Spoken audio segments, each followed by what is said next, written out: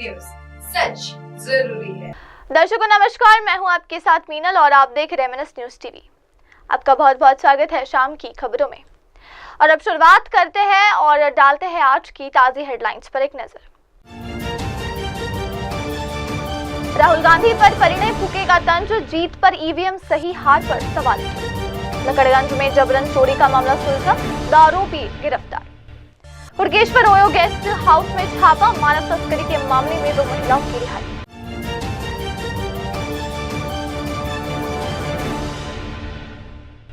आप देख रहे हैं MNS न्यूज, सच जरूरी है। खबरें विस्तार के साथ। भाजपा नेता परिणय फूके ने कांग्रेस नेता राहुल गांधी पर तीखा हमला बोलते हुए कहा कि उनके बयानों में विरोधाभास है और वे सिर्फ हार के बाद चुनाव आयोग और ईवीएम पर सवाल उठाते हैं। उन्होंने कहा राहुल गांधी के सोचने के तरीके में बदलाव आ गया है। जब वे जीतते हैं तब ईवीएम पर कोई सवाल नहीं उठाते, लेकिन हार मिलते ही उस पर सवाल खड़े करते हैं। फूके ने आरोप लगाया कि कांग्रेस के कुछ नेता राहुल गांधी को गलत जानकारी देते हैं और फिर वो उसके आधार पर बयानबाजी करते हैं। उन्होंने कहा पहले उन्होंने बावनकुड़े के मतदार संघ पर सवाल उठाए और अब मुख्यमंत्री के मतदार संघ को लेकर टिप्पणी कर रहे हैं।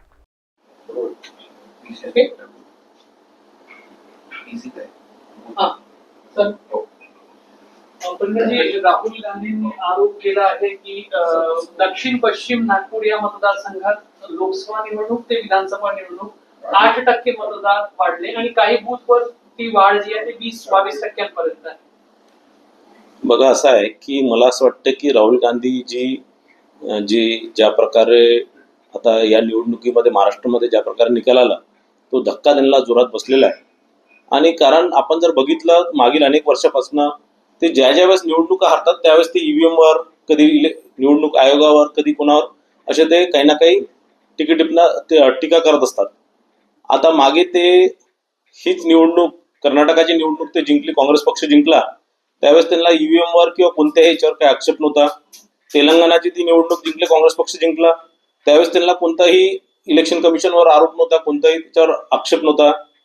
त्यानंतर महाराष्ट्रामध्ये मागच्या लोकसभेच्या निवडणुकीमध्ये काँग्रेसला चांगलं यश मिळालं किंवा महाविकास आघाडीला चांगलं यश मिळालं, तर त्यावेळेस त्यांना कोणतंही ऑब्जेक्शन इलेक्शन कमिशनवर किंवा कोणावर नव्हता। त्यावेळेस त्यांनी त्या प्रकारची तयारी केली होती आरोप करण्याचा, पण निवडणुकीमध्ये त्यांच्या अपेक्षाच्या बाहेर त्यांना ते यश मिळालं होतं। त्यावेळेस कोणत्याही टीका टिप्पण्या त्यांनी कोणावरही केल्या नव्हत्या। आणि जसं महाराष्ट्रामध्ये या विधानसभेमध्ये एक अभूतपूर्व यश भारतीय जनता पार्टी आणि महायुतीला मिळालं, तर त्या दिवसापासून ते टीका करणं सुरू केलं। पहिले त्यांनी ईव्हीएम वर बोट धरला, ज्यावेळेस त्यांनी ईव्हीएम वर आरोप केले त्यावेळेस जनतेने त्यांना कुठेतरी परत पप्पू म्हणणं सुरू केलं किंवा परत त्याचा हासा उडवला। आणि मग त्यांनी हासा उडवल्यानंतर त्यांनी सातत्याने इलेक्शन कमिशनवर आरोप करणं सुरू केले। पहिले त्यांनी म्हटलं की 6 वाजल्यानंतर मोठ्या प्रमाणात मतदान झालं, जे साहजिक आहे की अनेक वर्षापासून 6 वाजल्यानंतर मतदान होतं, कारण 6 वाजता जर मतदान जर बंदही झालं तरी जे लोक त्या प्रिमायसेसच्या आत चालले जातात त्या सगळ्या लोकांना 8 वाजेपर्यंत मतदान करण्याचा मुभा असतो, ते मतदान करू शकतात। पण कुठेतरी एक हरल्यामुळे त्यांच्या मला वाटतं मानसिक याच्यावर परिस्थिती हे झालेलं आहे। मागे त्यांनी बावनकुळे साहेबांच्या कामठी विधानसभा क्षेत्राच्या संदर्भात या प्रकारचं वक्तव्य केलं। मग बावनकुळे साहेबांनी त्यांना चॅलेंज दिलं होतं की ते राजीनामा द्यायला तयार, राहुल गांधी तिथे येऊन त्यांनी लढले पाहिजे। त्यानंतर राहुल गांधींनी कामठी विषय हा सोडला आणि आता आज त्यांनी ट्विट करून परत दक्षिण पश्चिम जो माननीय फडणवीस साहेबांचा मतदारसंघ आहे त्या संदर्भात त्यांनी वक्तव्य केलं।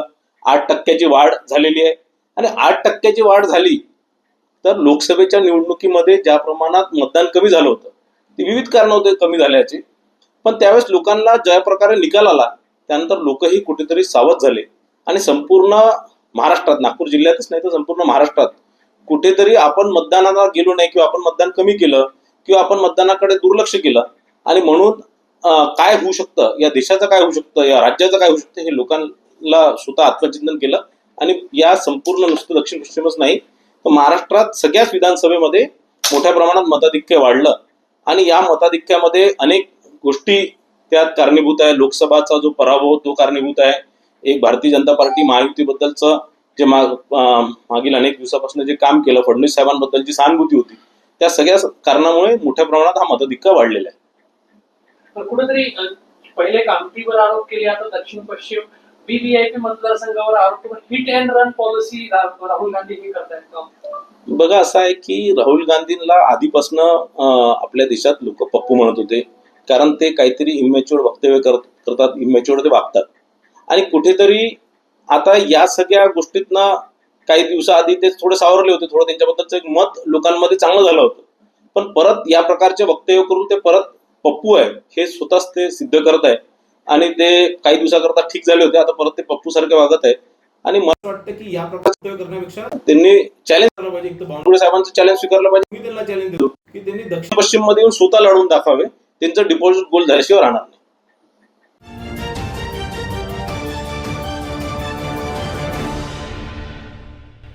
आप देख रहे हैं MNS न्यूज, सच जरूरी है। और अब अगली खबर। आज यूनिट 3 पुलिस दल के लकड़गंज पुलिस थाना क्षेत्र में दर्ज जबरन चोरी के एक गंभीर मामले का खुलासा करते हुए 2 आरोपी को गिरफ्तार किया गया है। यूनिट 3 की टीम ने आरोपियों को हिरासत में लेकर पूछताछ की, जिसके बाद अपराध का खुलासा हुआ। दोनों आरोपियों की चिकित्सकीय जांच कराई गई और आगे की कार्रवाई हेतु जब्त माल समेत उन्हें लकड़गंज पुलिस थाने को सुपुर्द किया गया है। दोनों आरोपियों की जानकारी सिम्बा ऐप में दर्ज की गई है।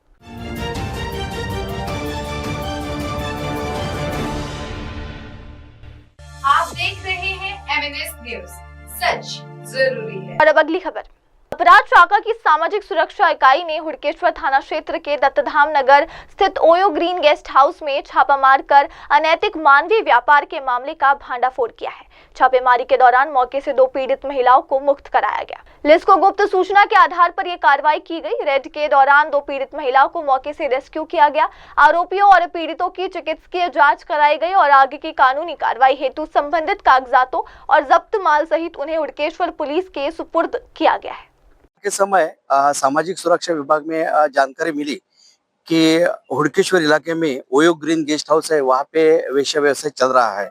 तो वो खबर के मुताबिक हम लोग पंटर और 2 महिला पंच के साथ वहाँ पे जाके रेड कार्रवाई की, जहाँ पे हमें प्रज्वल सचिन टुले और यह आरोपी वहाँ पे मिला और एक महिला और एक लड़की, ऐसे 2 लोग उन्होंने वहाँ पे रखे हुए थे वेश्या व्यवसाय करने के लिए। यह होटल जो है उसके पिताजी सचिन गंगाधर टोले इनके नाम से है और वही चला रहे थे। ऐसे जानकारी मिलने के बाद उनको भी हमने अरेस्ट किया है। 2 पीड़ित महिलाओं की हमने वहां से मेडिकल करके जांच करके छोड़ दिया है और 2 आरोपियों के ऊपर कार्रवाई करने के लिए हुड़केश्वर पुलिस स्टेशन के ताबे भी दिया है। और सर बताया जा रहा है कि जो आरोपी अरेस्ट हुए हैं उनका संबंध कुख्यात अपराधी संतोष आम्बे से भी था। हाँ, उसके बारे में हम लोग तहकीकात कर रहे हैं आगे की। और सर इतने दिनों से ये वो कार्रवाई कितने दिनों से ये पूरे वारदात को वो अंजाम दे रहा था? लगभग गए 3 साल से वो होटल चालू है और अभी कुछ दिन पहले उन्होंने ये काम चालू किया होगा, तो इसकी जानकारी हम लोग तक पहुंच गई। सर ये कार्रवाई कौन से वरिष्ठ अधिकारियों के मार्गदर्शन में करनी है और आपके मार्गदर्शन में? हाँ, माननीय CP sir Shri Ravindra Singal sir और detection DCP sir Rahul Maknikar sir, इनके मार्गदर्शन के अनुसार यह कार्रवाई की गई।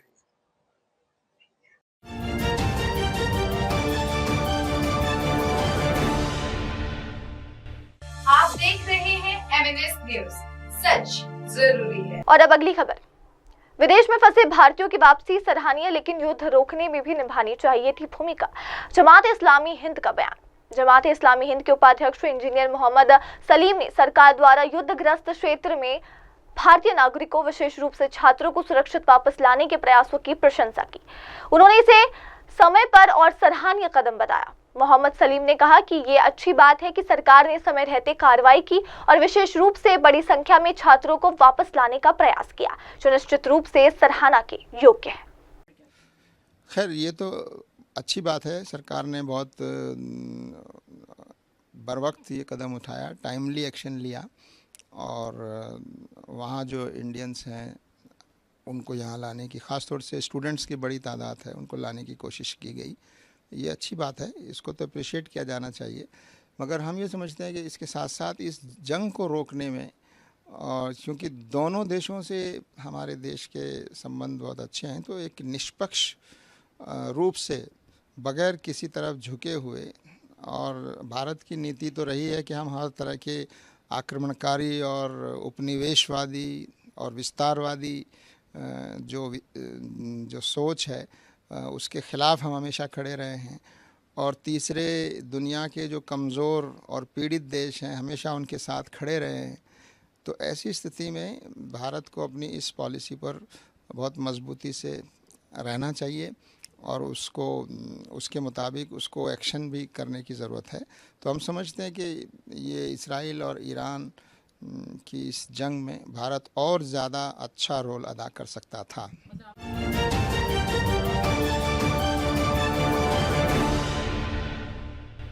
आप देख रहे हैं MNS न्यूज, सच जरूरी है। और अब अगली खबर। खानसर के विवाह समारोह में उमड़ा छात्रों का हुजूम। बोले, हम इसलिए आ गए क्योंकि ये खानसर की शादी की पार्टी है। मशहूर शिक्षक और यूट्यूबर खानसर के विवाह समारोह में बड़ी संख्या में उनके छात्र छात्राएं शामिल हुए। कार्यक्रम में पहुंचे एक छात्र ने मीडिया से बात करते हुए कहा कि हम इसलिए आए हैं क्योंकि ये खानसर की शादी की पार्टी है। यहाँ शाकाहारी और मांसाहारी दोनों तरह के भोजन की व्यवस्था की गई है। छात्रों में इस बात को लेकर खासा उत्साह देखा गया कि खानसर ने सार्वजनिक रूप से अपने विवाह समारोह का आयोजन किया और सभी को आमंत्रित। खानसर के पार्टी दिए थे हम लोगों को, तो आए थे पार्टी में। खाए सब कुछ था, नॉनवेज था, वेज था, बहुत बढ़िया था।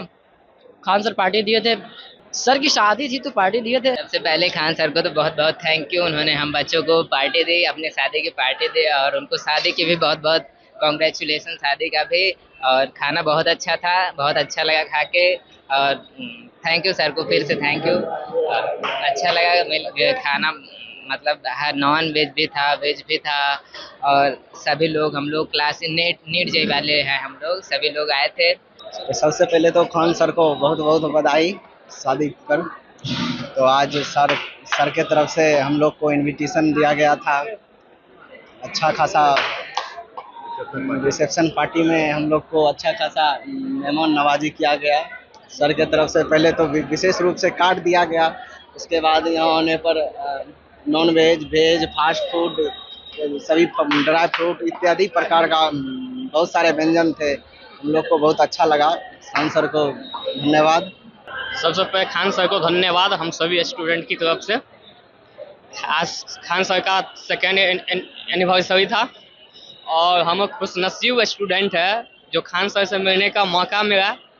और बहुत बच्चा को, मतलब जो भी इससे पढ़ रहे थे शायद वो खान सर को देखे भी ना हो ऑफलाइन।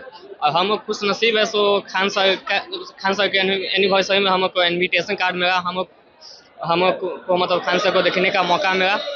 और खाना में था वेज नॉन वेज सब था, खाना बहुत बढ़िया था। हम जम के खाए।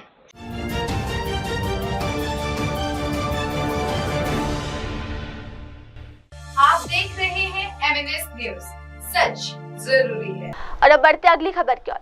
कांग्रेस के पापों का सच सामने आना चाहिए। मंत्री संजय सरावगी ने इमरजेंसी को बताया लोकतंत्र पर सबसे बड़ा हमला। प्रधानमंत्री नरेंद्र मोदी द्वारा 1975 की इमरजेंसी के दस्तावेजीकरण की बात कहे जाने के बाद बिहार सरकार में मंत्री संजय सरावगी ने इसी समय कदम बताया और कांग्रेस पार्टी पर तीखा हमला बोला।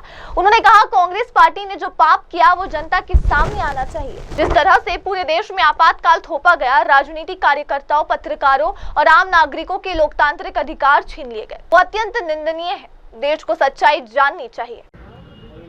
जो पाप कांग्रेस पार्टी ने किया है वो पाप तो आम जनता के बीच में दिखना ही चाहिए। जिस तरह आपातकाल लगाया गया पूरे बिहार देश में, जिस तरह राजनीतिक कार्यकर्ता हो, पत्रकार हो, आम जनता हो, जिस तरह लोकतांत्रिक अधिकार छीन लिया गया, ये तो बहुत ही जो है निंदनीय है। अब पूरा देश जान रहा है। इसलिए भारतीय जनता पार्टी आपातकाल दिवस को काला दिवस के रूप में हम लोग मनाते हैं। और माननीय प्रधानमंत्री जी लोकतंत्र के लिए लगातार जिस तरह संविधान की हत्या कांग्रेसियों ने की है, जब तक वो थे, चुनी हुई सरकारों को जिस तरह जो है कर दिया गया। माननीय प्रधानमंत्री जी जब से सरकार में एक बार उन्होंने जो है सरकार को भंग किया, वो भी किसको, मणिपुर में, जिसमें हमारी अपनी सरकार वहाँ थी, वहाँ संवैधानिक कुछ समस्याएं उत्पन्न हो गई थी, तब उन्होंने वहाँ जो है। लेकिन इन कांग्रेसी तो संविधान की हत्या करते हैं और संविधान की कॉपी लेकर घूमते हैं। इसीलिए यह आपातकाल जो है एक काला दिन के रूप में देश के अध्याय में लिखा जाएगा। निश्चित दिला रही भारतीय जनता पार्टी प्रत्येक साल आपातकाल दिवस को काला दिवस के रूप में मनाती है और हम लोग भाषण में प्रेस कॉन्फ्रेंस के माध्यम से आम जनता को बताते हैं कि किस तरह इन कांग्रेसियों ने जो है देश के लोकतंत्र की हत्या की, संविधान की हत्या की, वो हम लोग बताते हैं और लगातार आम जनता ये समझ भी रही है। इसीलिए तो कांग्रेसियों का सुपड़ा साफ पूरे देश में हो गया।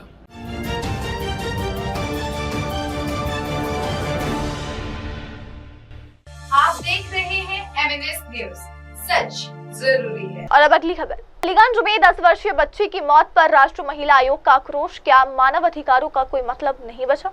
पश्चिम बंगाल के अलीगंज में विजय जुलूस के दौरान 10 वर्षीय बच्ची की दर्दनाक मौत ने पूरे देश को झकझोर कर रख दिया। इस घटना पर राष्ट्रीय महिला आयोग की अध्यक्ष अर्चना मजूमदार ने गहरी चिंता और आक्रोश व्यक्त किया। उन्होंने कहा, यह अत्यंत संवेदनशील मामला है। जब आप उस बच्ची की पहले और बाद की तस्वीरें देखते हैं जैसे वो काम पर निकली थी और फिर जो हालात हुए तो यकीन करना मुश्किल हो जाता है। उसे गलत काम के लिए मजबूर किया गया, पीटा गया और उसके पूरे शरीर पर गंभीर चोटें थी। बहुत ही सेंसिटिव इशू है जो हुआ। आप सोच नहीं पाएंगे लड़की को देखने के बाद कि उसके पहले वाली जो फोटोग्राफ है एक काम पे जाने से पहले, और जिस तरीक़ा से उसको सोशल मीडिया से लेकर कुछ गलत काम कराने के लिए उस पर जो ज़बरदस्ती किया गया, जिस ढंग से कोई पिटाई हुआ, मार हुआ, उस पर शरीर में जो इंजरी है, मल्टीपल इंजरीज ऑल ओवर हर बॉडी, तो ये मतलब कोई ह्यूमन राइट्स है क्या नहीं है वो हमें समझ में नहीं आ रहा है। And the girl was under lock and key for 5 to 6 months near by Kolkata.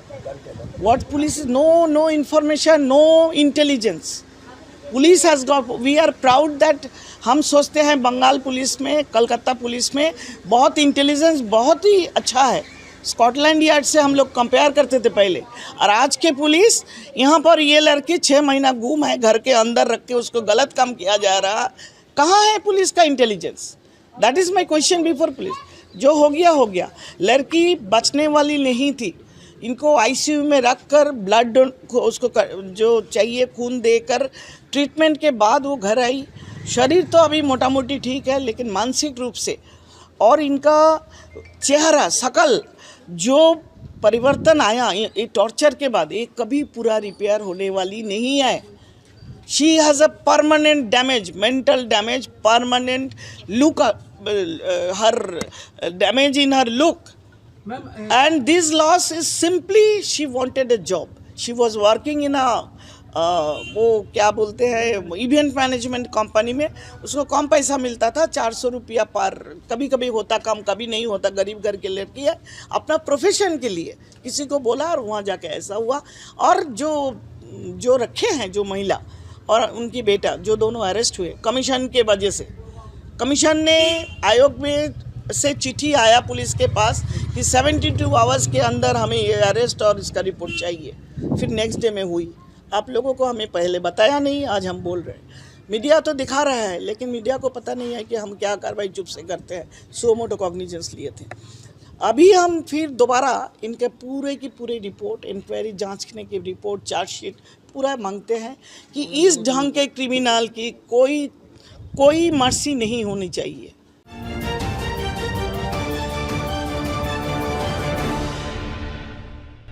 आप देख रहे हैं MNS न्यूज, सच जरूरी है। आइए देखते हैं अगली खबर। मुख्यमंत्री योगी आदित्यनाथ के कार्यक्रम स्थल से महज 50 मीटर की दूरी पर राज्य कर्मचारी परिषद का 1 दिवसीय भूख हड़ताल प्रदर्शन। उत्तर प्रदेश राज्य कर्मचारी संयुक्त परिषद ने अपनी लंबित मांगों को लेकर पूर्व घोषित 1 दिवसीय भूख हड़ताल का आयोजन किया। ये प्रदर्शन खास बात रही कि ये मुख्यमंत्री योगी आदित्यनाथ के कार्यक्रम स्थल से केवल 50 मीटर की दूरी पर किया गया। परिषद के पदाधिकारियों ने बताया कि उन्होंने बार-बार सरकार से संपर्क किया, लेकिन उनकी वर्षों से लंबित मांगों पर कोई ठोस कार्रवाई नहीं हुई। इसलिए प्रतीकात्मक भूख हड़ताल जरूरी होगी। जैसे कि विगत वर्षों में माननीय मुख्यमंत्री जी के निर्देश क्रम में मुख्य सचिव, प्रमुख सचिव से वार्ता हुआ था और उसकी कार्यवृत्ति जारी नहीं की गई, उसका क्रियान्वयन किया गया। उसको लेकर के कर्मचारी शिक्षक संघ मोर्चा द्वारा 1 दिवसीय भूख हड़ताल सत्याग्रह का पूरा जनपद में, हर प्रदेश के हर जनपद में आंदोलन की घोषणा की गई थी। जिसके सापेक्ष में आज जनपद गाजीपुर में भी 12 सूत्री मांगों को लेकर के यह आंदोलन का शुभारंभ किया गया। और उसमें सबसे महत्वपूर्ण पुरानी पेंशन बहाली को लेकर के चतुर्श्रेणी कर्मचारियों को भर्ती खोली जाए, आउटसोर्सिंग संविदा कर्मचारी को नियमित किया जाए जो पूर्व से है, और ठेकेदारी व्यवस्था पूरी तरह से बंद की जाए, क्योंकि मुख्यमंत्री जी का कार्यक्रम अचानक लगा है और राज्य कर्मचारी संयुक्त परिषद और कर्मचारी शिक्षक संयुक्त मोर्चा का विगत महीनों में कार्यक्रम घोषित किया जा चुका था। तो मुख्यमंत्री जी का कार्यक्रम आज जनपद गाजीपुर में भी है, कल वाराणसी में थे, आज भी वाराणसी में है, अमित शाह जी वाराणसी में है। तो इससे भूख हड़ताल और सत्याग्रह प्रभावित होना नहीं था, उसी को लेकर के आंदोलन हम लोग कर रहे हैं। अब मुख्यमंत्री जी का जनपद में स्वागत भी है।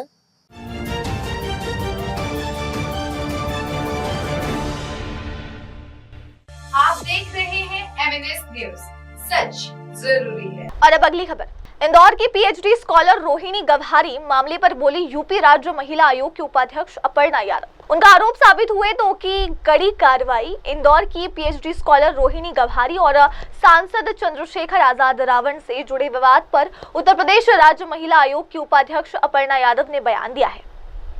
उन्होंने कहा कि यदि किसी व्यक्ति पर इस प्रकार के आरोप लगते हैं तो ये जांच का विषय है और आयोग इसे गंभीरता से लेगा। अपर्णा यादव ने कहा कि सबसे पहले यदि किसी पर इस तरह के आरोप लगते हैं तो ये जांच का मामला है। यदि आरोप सही पाए जाते हैं तो आयोग को इस संबंध में शिकायत प्राप्त होती है तो मैं स्वयं ये सुनिश्चित करूंगी कि दोषी को सजा मिले। सर्वप्रथम देखिए, जो भी कोई व्यक्ति हो, अगर किसी पर भी इस प्रकार के आरोप लगते हैं तो ये तो जांच का विषय है सर्वप्रथम, और इसका पुष्टि होती है अगर आरोपों की, तो एज कमीशन अगर हमारे पास कंप्लेन आएगी तो हम definitely I will make sure personally कि सज़ा हो। मगर मैं ये चाहती हूँ कि क्योंकि जांच का विषय है, किसी को भी हम ये नहीं कह सकते कि सिर्फ किसी ने कहा हम उसके आधार पर एक्शन ले लें। तो हमें न्याय की भूमिका में अगर रखा गया है तो हम यही बात कहेंगे कि पहले कंप्लेन के उस पे आरोप पे जांच हो, उसके बाद हम जो है उस पर आगे बढ़ें। इस समय तक तो अभी तक तो नहीं आई है और मैं चेक भी कराया है मैंने, अभी तक तो नहीं है, मगर अगर आएगी तो देखा जाएगा। ये बिल्कुल किसी भी कोई भी महिला इस प्रकार से तो जो है बोलेगी तो गंभीर ही आरोप पता चलते हैं, परंतु ये सिद्ध होना भी तय है। और आजकल का एक नया ज़माना है, इसमें जो है अगर महिला प्रताड़ित हो रही है तो ऐसा नहीं हम कह सकते कि पुरुष प्रताड़ित नहीं हो रहा है। दोनों तरफ से हमें देखना पड़ेगा कि क्या चीज़ रही है और उसके बाद ही हम डिसाइड कर सकते हैं इस मैटर को। जी,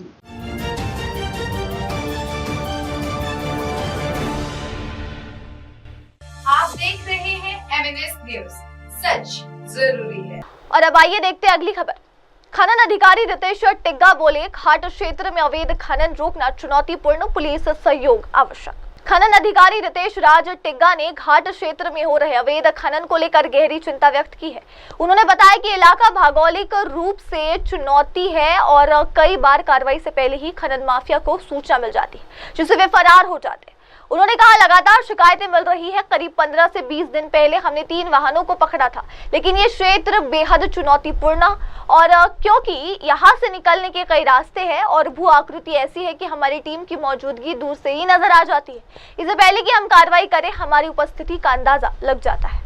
तो इसमें इस साल का रिपोर्ट है जो कि 10 केसेस में 12 वाहन जब्त हुए हैं, 2 पर प्राथमिकता हुई है और 55 के तहत 3.4 लाख की जुर्माना वसूली भी की गई है। और जैसा आपका सवाल स्पेसिफिकली महुदा के लिए था, तो महुदा एक बॉर्डर में घाट है, ये कैटेगरी 2 घाट है, वो बड़े घाट्स में आता है जिसका ऑप्शन अभी जैसे न्यू असाइनमेंट रूल्स आया है, उसमें जिला स्तर पर डीसी महोदय की अध्यक्षता में एक समिति गठित की गई है, उनके द्वारा किया जाना है। अब ये घाट चूँकि जैसे कंप्लेन आते हैं काफ़ी, अभी रिसेंट में ही 15-20 दिन पहले हमने 3 वहाँ वाहन पकड़े थे और वो काफ़ी चैलेंजिंग एरिया है क्योंकि लोग मल्टीपल रास्ते हैं वहाँ से निकलने का और वहाँ से विजुअल जो होता है वो हम लोग पहले दिख जाते हैं। हम लोग हाइट से काफ़ी दूर से उतरते हैं तो हम पहले दिख जाते हैं, तो ये थोड़ा चैलेंजिंग है, पर फिर भी टास्क फोर्स गठित है। And again last year DC महोदया और सीनियर एसपी साहब का जॉइंट आदेश था कि अंचल स्तर पर और थाना स्तर पर अंचलाधिकारी और थाना प्रभारी की भी जिम्मेदारी है इस पर, और ये आदेश निकला हुआ है जॉइंट ऑर्डर। तो पुलिस भी छापामारी करती है, पर हो सकता है कुछ कमी है। अभी जैसे बरसात का मौसम है तो लोग जैसे अभी मैं गया था वहाँ, तो वो ओवरफ्लो कर रही है दामोदर नदी, तो वहाँ से शायद खनन कर पाना मुश्किल है, पर फिर भी पूर्ण तरह से रोक लगा पाना तो अभी जिस तरह से हमारा स्ट्रेंथ है माइनिंग ऑफिस का, उससे पॉसिबल नहीं है। इसमें हमें पुलिस का सहयोग प्राप्त करना अनिवार्य है। तो क्या लगी मिल रही है आपको? देखिए, पुलिस का अपना मल्टीपल एंगल है काम करने का, वो केवल खनन नहीं देखते हैं, लेकिन ये ज़रूरी है कि इस पर रोक लगाया जाए, क्योंकि ये राज्य कोष का मामला भी बनता है और इसमें हमारे स्तर से जो कार्रवाई बनती है, जैसे हम अवैध खनन को रोकने के लिए आपको वैध स्रोत देना पड़ेगा ताकि लोग वैध स्रोत की ओर चले जाएं। अब जैसे मानसून अवधि में एनजीटी के रोक के आलोक में हम लोगों ने काफ़ी अच्छा स्टॉक जमा किया है और ये स्टॉक का डिटेल्स हमने पेपर्स में भी पब्लिश किए।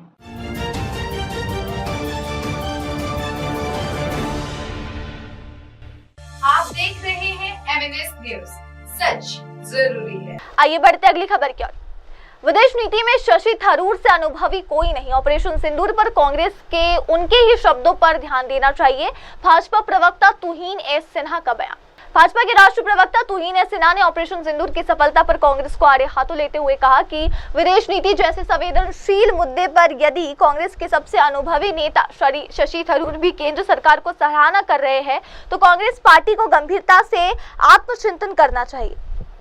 तुहीन सिन्हा ने कहा कि विदेश नीति के मामलों में कांग्रेस में शशि थरूर से अधिक अनुभवी कोई नहीं। अगर वो बार बार ये कह रहे हैं कि भारत ने ऑपरेशन सिंदूर के जरिए एक बड़ी सफलता हासिल की है तो कांग्रेस को उनकी बातों पर ध्यान देना चाहिए। देखिए, विदेश नीति के मामलों में आज कांग्रेस पार्टी में शशि थरूर जी से ज़्यादा अनुभवी कोई नहीं हो सकता है। तो अगर शशि थरूर जी बार बार कह रहे हैं कि ऑपरेशन सिंदूर में भारत ने एक भव्य कामयाबी अर्जित की है, पूरा विश्व इस कामयाबी को स्वीकार कर रहा है, तो कांग्रेस पार्टी को उनकी बात पर ध्यान देना चाहिए, उनकी बात को स्वीकार करना चाहिए। मेरे ख्याल से शशि थरूर जी भी सोनिया गांधी को और राहुल गांधी को आईना दिखाना चाहते हैं। जिस प्रकार की रूढ़िवादी बातें सोनिया गांधी जी ने अपनी एक आलेख में की थी, जिसमें उन्होंने भारत की विदेश नीति को क्रिटिसाइज़ किया था, मेरे ख्याल से बार बार शशि थरूर जी उनकी ओर इशारा कर रहे हैं कि भारत की विदेश नीति प्रधानमंत्री मोदी जी के नेतृत्व में बिल्कुल परफेक्ट है, बिल्कुल बैलेंस्ड है। और 3 टी के बारे में उन्होंने बात की है, tech, trade, technology. Tech, trade और ट्रेडिशन, ये तीनों जो हैं भारत के मजबूत स्तंभ हैं और भारत की आउटरीच को विश्व भर में बढ़ा रहे हैं। तो ऐसे में बार बार कांग्रेस पार्टी के द्वारा नकारात्मक बातें करना और भारत की छवि को धूमिल करना, मेरे ख्याल से कांग्रेस पार्टी को इससे ऊपर निकलना चाहिए और अपने ही नेताओं को, शशि थरूर को सुनना चाहिए, सलमान खुर्शीद को सुनना चाहिए, मनीष तिवारी जी को सुनना चाहिए, जिन्होंने पर्सनली जो लोग इस डेलीगेशन के सदस्य थे, कई देशों में गए हैं, कई देशों में के नेताओं से मिले हैं।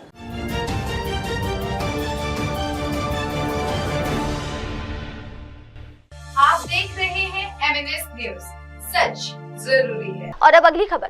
पेस्ट्री शॉप संचालक पर हमला कर बदमाशों ने छीनी गाड़ी, जांच में जुटी पुलिस। पूर्वी दिल्ली के पांडव नगर थाना क्षेत्र में सोमवार सुबह करीब 9 बजे का सनसनीखेज घटना सामने आई, जहां 3 हमलावरों ने एक पेस्ट्री दुकान संचालक पर हमला कर उसकी गाड़ी लूट ली।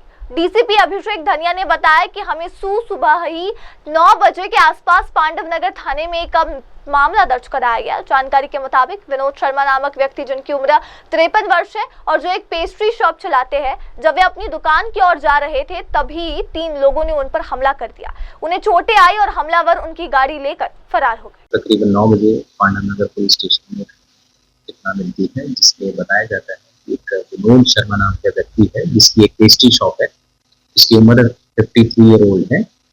जब वो अपनी दुकान की तरफ जा रहा था तो 3 लड़कों के साथ उसकी व्हीकल की टच हुई, जिसके उपरांत उन तीनों लड़कों ने जो विनोद शर्मा है उस पर अटैक किया और अटैक के दौरान उनको इंजर्ड करके जो उनकी गाड़ी थी इसको लेकर ये वहाँ से फरार हो गए।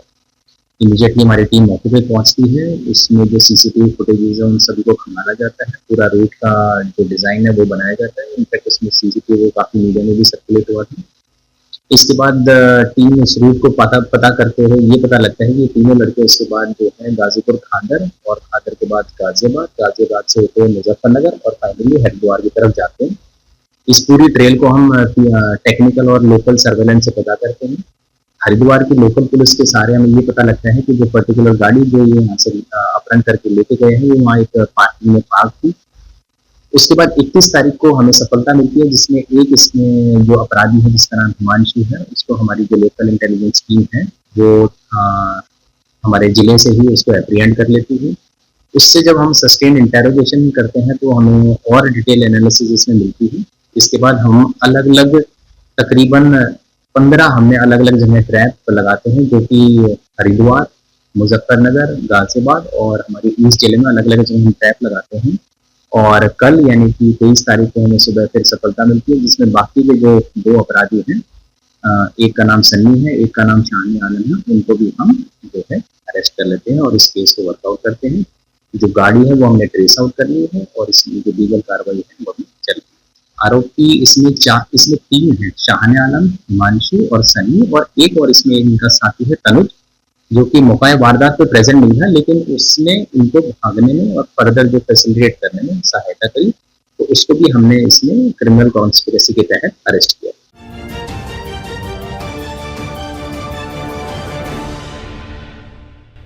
आप देख रहे हैं MNS न्यूज, सच जरूरी है। और अब अगली खबर। लुधियाना उपचुनाव में जीत के बाद आम आदमी पार्टी का विजय जुलूस सीएम भगवंत मान और मनीष सिसोदिया ने किया रोड शो। आम आदमी पार्टी ने लुधियाना उपचुनाव में बड़ी जीत दर्ज की है। इस जीत के बाद पंजाब के मुख्यमंत्री भगवंत मान, विजयी उम्मीदवार संजीव अरोड़ा और पार्टी के वरिष्ठ नेता मनीष सिसोदिया ने सोमवार को लुधियाना में भव्य रोड शो आयोजित किया। रोड शो के दौरान जगह जगह पार्टी कार्यकर्ताओं और स्थानीय लोगों ने फूलों की वर्षा कर नेताओं का स्वागत किया। भगवंत मान ने कहा कि ये जीत जनता के विश्वास और आम आदमी पार्टी के ईमानदार शासन मॉडल की जीत है। उन्होंने लुधियाना की जनता को धन्यवाद देते हुए कहा कि ये जीत भ्रष्टाचार के खिलाफ हमारी लड़ाई को और मजबूत करती है।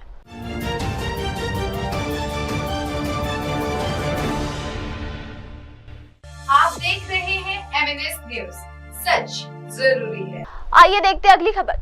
गोवा के मुख्यमंत्री प्रमोद सावंत ने मार्शल के सरकारी प्राथमिक विद्यालय का निरीक्षण किया, छात्रों और शिक्षकों से की बातचीत। गोवा के मुख्यमंत्री प्रमोद सावंत ने आज मार्शल स्थित सरकारी प्राथमिक विद्यालय का दौरा किया और वहां की शैक्षणिक व्यवस्था का निरीक्षण किया। इस दौरान उन्होंने विद्यालय के छात्रों व शिक्षकों से संवाद भी किया और उनकी समस्याएं व सुझाव सुने। मुख्यमंत्री ने बच्चों से उनके पढ़ाई के अनुभव पूछे और ये भी जाना कि स्कूल में शिक्षा की गुणवत्ता कैसी है। उन्होंने शिक्षकों को प्रोत्साहित करते हुए कहा कि राज्य सरकार प्राथमिक शिक्षा को मजबूत करने के लिए निरंतर प्रयास कर रही है।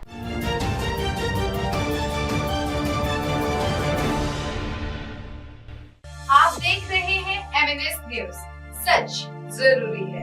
आइए बढ़ते अगली खबर की तरफ।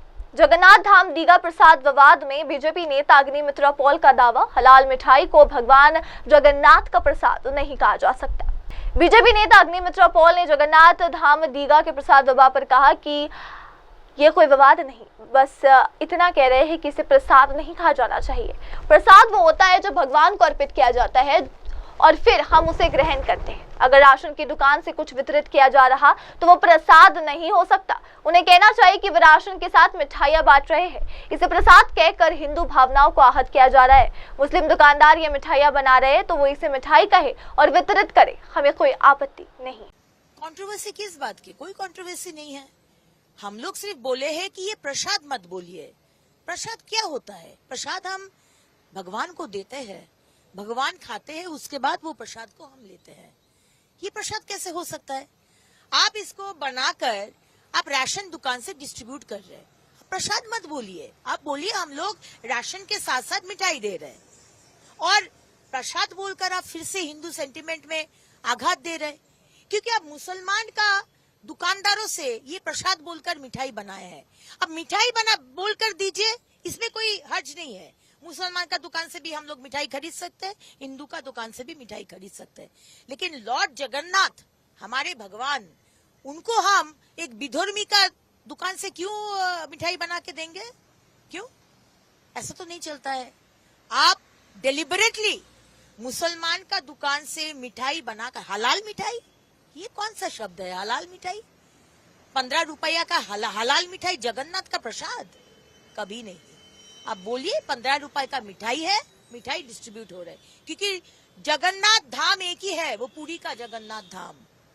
ये दीघा में जो बनाए हैं जगन्नाथ कल्चरल सेंटर, और ये सिर्फ मिठाई है, ये जगन्नाथ का महाप्रसाद नहीं है। लोगों को विभ्रांत तो मत कीजिए, कंफ्यूज मत कीजिए।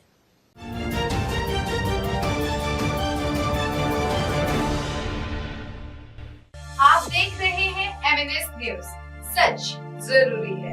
आइए देखते हैं अगली खबर। ओडिशा के पूर्व मुख्यमंत्री नवकृष्ण चौधरी की पुण्यतिथि पर मुख्यमंत्री मोहन चरण मांझी ने दी श्रद्धांजलि। मुख्यमंत्री मोहन चरण मांझी ने कहा, आज ओडिशा के जननायक और पूर्व मुख्यमंत्री नवकृष्ण चौधरी की पुण्यतिथि है। सभी विधायक ने उन्हें श्रद्धांजलि अर्पित की। वे जगत सिंहपुर के जमींदार परिवार में जन्मे, लेकिन उनका कर्मभूमि अंगुल और तालचर क्षेत्र रहा। उन्होंने महात्मा गांधी के स्वतंत्रता संग्राम में भी भाग लिया और जेल भी गए।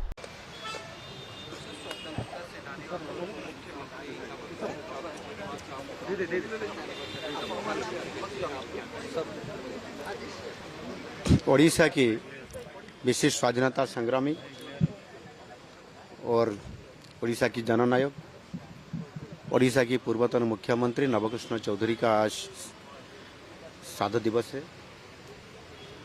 और आज हमारा ओडिशा विधानसभा के वाचस्पति और उनके साथ हम सब मंत्रिमंडल के सदस्य विधायक लोग उनको श्रद्धांजलि अर्पण किए हैं। निश्चित रूप से नवकृष्ण चौधरी वो एक जमींदार संभ्रांत परिवार में जन्म हुए थे जगतसिंहपुर जिले में, लेकिन उनका कर्मभूमि था अनुगुल और अनुगुल ताड़चेर इलाका में उनका कर्मभूमि था।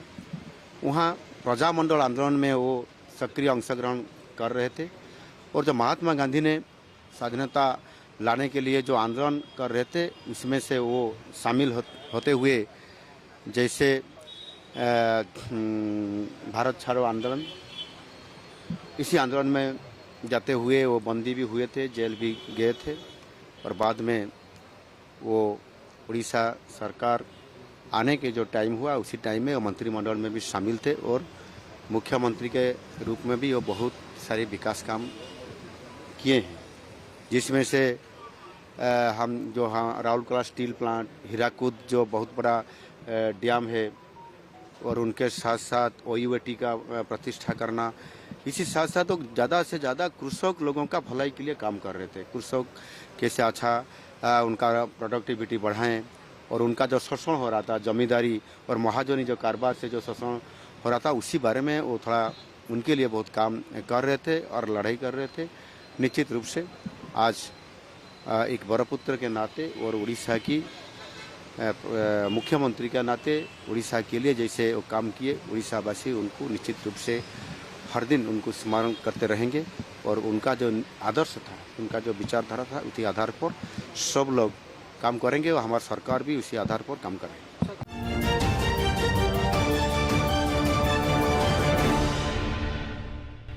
आप देख रहे हैं MNS न्यूज, सच जरूरी है। और अब अगली खबर।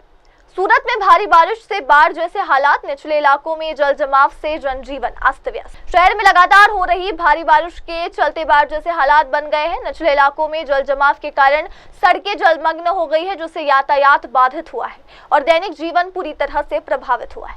प्रशासन ने हाई अलर्ट जारी कर दिया और बचाव व राहत दलों को संवेदनशील क्षेत्रों में तैनात कर दिया है। बारिश का दौर अभी भी जारी है, जिससे हालात और बिगड़ने की आशंका जताई जा रही है।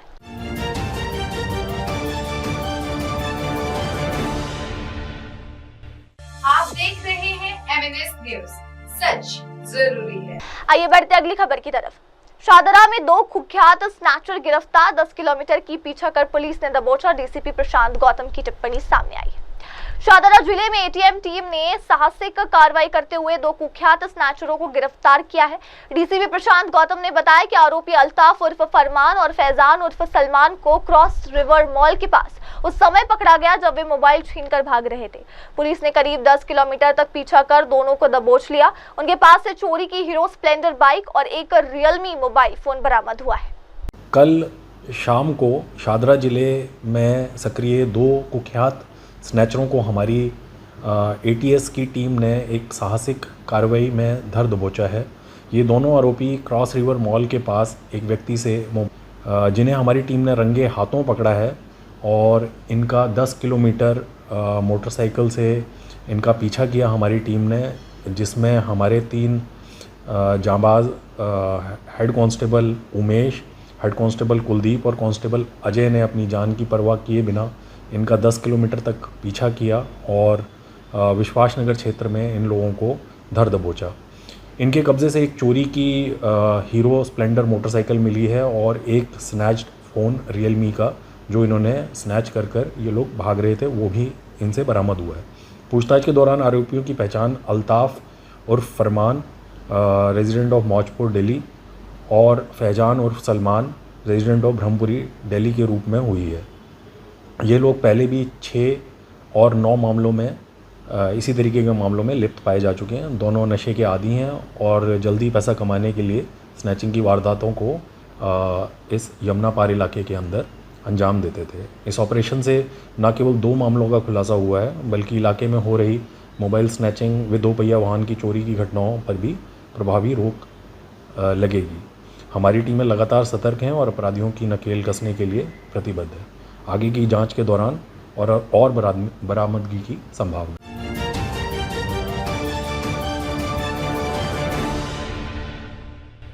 आप देख रहे हैं MNS न्यूज, सच जरूरी है। अब आइए बढ़ते अगली खबर की ओर। 1975 आपातकाल की 50वीं वर्षगांठ पर बोले बीजेपी विधायक बसंत गौड़ा पाटिल यत्नाल। 1975 के आपातकाल की 50वीं वर्षगांठ पर भारतीय जनता पार्टी के विधायक बसंत गौड़ा पाटिल यत्नाल ने कहा, जब इंदिरा गांधी ने आपातकाल लगाया तब देश भर में लोकतंत्र का अंत हो गया था, लेकिन इसके बाद जयप्रकाश नारायण के नेतृत्व में एक विशाल आंदोलन शुरू हुआ जिसका उद्देश्य लोकतंत्र की रक्षा करना था। जो इंदिरा गांधी ने इमरजेंसी लागू करने के बाद पूरे देश में प्रजातंत्र खत्म हो गया था।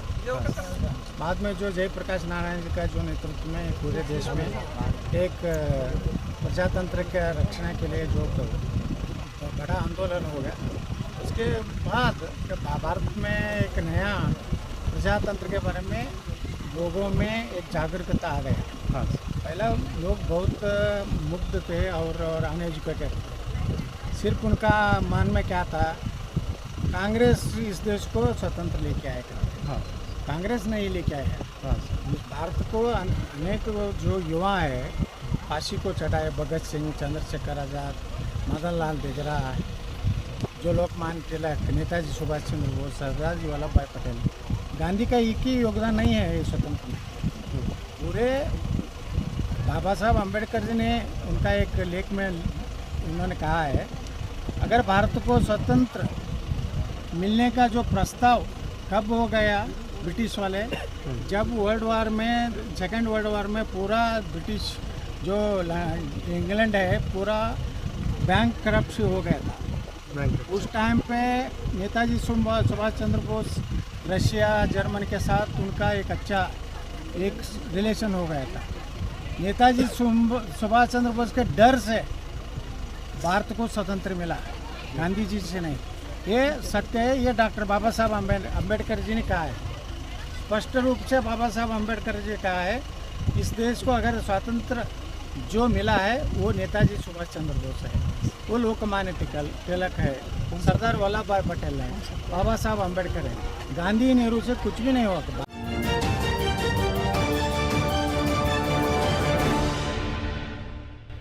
आप देख रहे हैं MNS न्यूज, सच जरूरी है। और अब अगली खबर। आरजेडी सिर्फ लालू यादव के परिवार की पार्टी है, पूर्व बिहार उप मुख्यमंत्री तारकिशोर प्रसाद का तीखा बयान। पूर्व बिहार उप मुख्यमंत्री तारकिशोर प्रसाद ने राष्ट्रीय जनता दल यानी कि आरजेडी और इसके नेतृत्व को लेकर बड़ा बयान दिया है। उन्होंने कहा, राष्ट्रीय जनता दल सिर्फ लालू प्रसाद यादव के परिवार की पार्टी है, वे जीवन भर पार्टी के राष्ट्रीय अध्यक्ष बने रहेंगे। तारकिशोर प्रसाद ने यह भी कहा कि लालू यादव कभी नहीं चाहेंगे कि कोई मेहनती नेता पार्टी में शीर्ष पद पर पहुंचे। पार्टी का ढांचा ही इस तरह का है, उसमें परिवारवाद को ही प्राथमिकता मिलनी है, न कि कार्यकर्ताओं की मेहनत को। फिर से सुप्रीमो बने नहीं है, वो सुप्रीमो तो है ही, क्योंकि राष्ट्रीय जनता दल बिल्कुल श्री लालू प्रसाद जी के परिवार की पार्टी है और वो आजीवन राष्ट्रीय अध्यक्ष है। किसी भी हालत में वो दूसरे जो पार्टी के कर्मठ नेता हैं, जिसने राष्ट्रीय जनता दल के लिए बड़ा योगदान किया है, ऐसे लोगों को वो कभी भी इस प्रकार के पदों पर नहीं लाना चाहेंगे, क्योंकि उन्हें पता है कि एक राजनीतिक दल के बहाने वो किस प्रकार से अपनी संपत्ति का इजाफा किए और 2005 से पहले 15 वर्षों में किस प्रकार से उन्होंने कुशासन दिया और अपना पॉकेट भरा, किस प्रकार से नौकरी के नाम पर गरीब लोगों की ज़मीनें लिखाई गई। इसलिए सवाल ही नहीं है कि वो राष्ट्रीय अध्यक्ष नहीं बनते। जहाँ तक रहा श्री तेजस्वी यादव जी का, तो तेजस्वी यादव जी को वो मुख्यमंत्री बनाने के लिए हर प्रकार का हथकंडा अपनाने के लिए वो तैयार है, क्योंकि उनके घर की हालत अच्छी नहीं है। दोनों बेटे अलग अलग हैं, एक जो उनकी बहू है वो मैके में है, कोई बड़ा बेटा प्रेमपुर सिंह में फंसा हुआ है। तो जो उनके घर के हालात है वो आप समझ सकते हैं कि श्री लालू प्रसाद जी के नियंत्रण में नहीं है, लेकिन उनका प्रयास है कि उनका जो अपना पारिवारिक कुनबा है वो राष्ट्रीय जनता दल पारिवारिक कुनबे के अंदर ही रहे। वहाँ तो कोई लोकतंत्र है नहीं, वो भारतीय जनता पार्टी तो नहीं है कि कब कौन क्या बन जाएगा किसी को पता नहीं।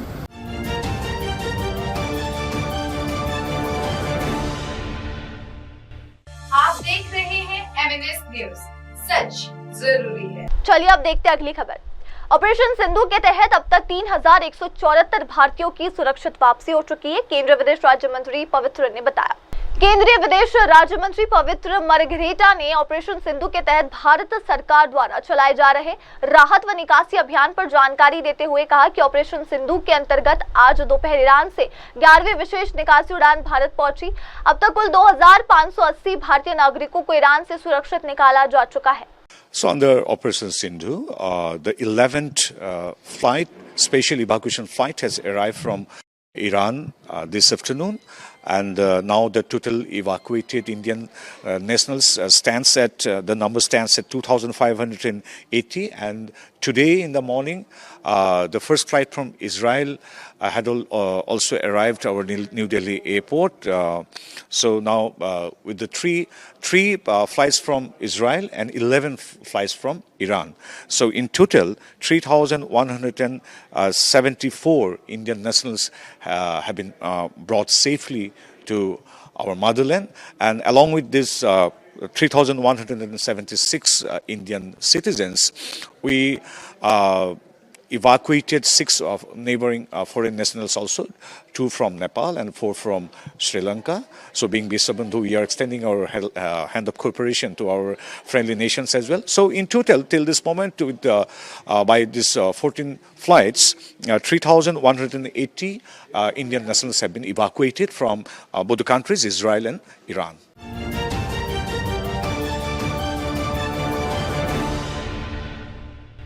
आप देख रहे हैं MNS न्यूज, सच जरूरी है। और अब अगली खबर। नीलांबूर उपचुनाव में जीत पर कांग्रेस नेता वीडी सतीशन का बयान, जनता ने सरकार के खिलाफ नाराजगी जताई, हम आभारी हैं। नीलांबूर उपचुनाव में कांग्रेस की जीत पर प्रतिक्रिया देते हुए पार्टी के वरिष्ठ नेता वीडी सतीशन ने कहा कि हम नीलांबूर की जनता के प्रति आभार व्यक्त करते हैं, जिन्होंने उपचुनाव में हमें जीत दिलाई। हमें पहले से पता था कि राज्य सरकार के खिलाफ जबरदस्त जन विरोध है। We express our gratitude towards the people of Nilambur for giving us a wonderful victory in the Nilambur by-elections.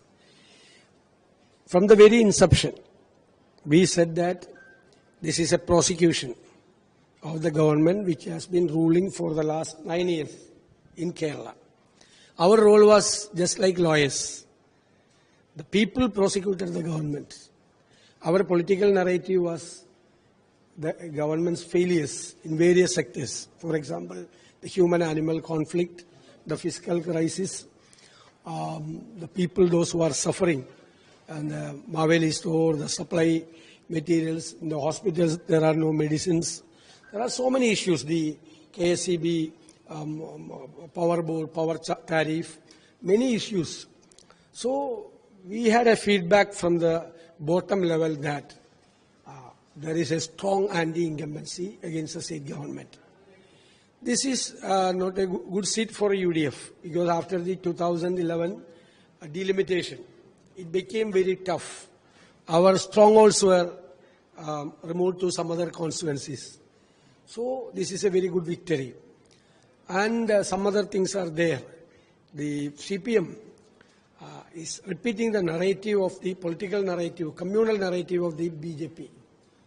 BJP and Sangha Parivar, they are having a political communal narrative against the minority community. Unfortunately, after the parliament election, till the parliament election, the Chief Minister and the CPM were appeasing the minority community. But they got a very good setback from that region. So after the poll, parliament poll, they started to appease the majority community. You know that in Delhi, our Chief Minister gave an interview to Hindu regarding Malappuram district itself. He said Malappuram is a place of culprits and gold smuggle is going on. That money is used for extreme activities. It is a very good place, Malappuram. The many religions, the many persons, various religions are living with harmony. But unfortunately, the Sangha Parivar narrative was repeated by the Chief Minister and the CPM leaders. Though they started the same thing in the Nilambur. But fortunately, we were able to overcome all these obstacles. We won with a good march.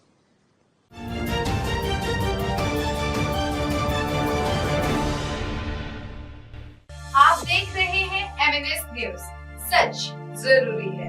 आइए अब देखते हैं अगली खबर। अमरनाथ यात्रा के लिए NDRF की 13वीं बटालियन ने बढ़ाई तैयारी, विशेष प्रशिक्षण और मॉक ड्रिल का आयोजन। अमरनाथ यात्रा को सुरक्षित और सुचारू रूप से संपन्न कराने के उद्देश्य से राष्ट्रीय आपदा मोचन बल यानी कि एनडीआरएफ की 13वीं बटालियन ने अपनी तैयारियों में तेजी ला दी है। बल द्वारा विशेष प्रशिक्षण कार्यक्रम और मॉक ड्रिल आयोजित किए जा रहे ताकि आपात स्थितियों से प्रभावी ढंग से निपटा जा सके। और दर्शकों, फिलहाल के लिए बस इतना ही। अब लेते एक छोटा सा ब्रेक के बाद लौटेंगे और देखेंगे देश दुनिया की तमाम बड़ी खबरें। तब तक के लिए आप देखते रहिए MNS न्यूज टीवी और आगे की खबरों के लिए जुड़े रहे मेरी सहयोगी शुभा के साथ। नमस्कार। आप देख रहे हैं MNS न्यूज, सच जरूरी।